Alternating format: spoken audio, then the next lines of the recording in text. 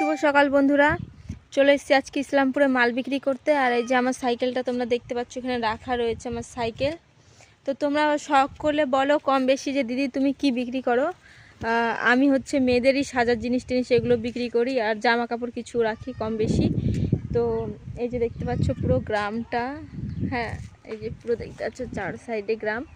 তো আমি এখন সোজা চলে যাব এই রাস্তা ধরে, ভেতরে গ্রাম আছে ওদিকটাতে। গাইজ একটা কাস্টমার ছিল, তো ওকে দিয়ে দিলাম, তারপরে আবার শুরু করলাম ভিডিওটা। তো তোমরা জানোই তো শিল্পী দিয়ে এভাবে ঘুরে ঘুরে বিক্রি করে। হ্যাঁ কিছু ভরেছিল নাকি। তো এখন চলে যাব ওই সাইডের দিকে।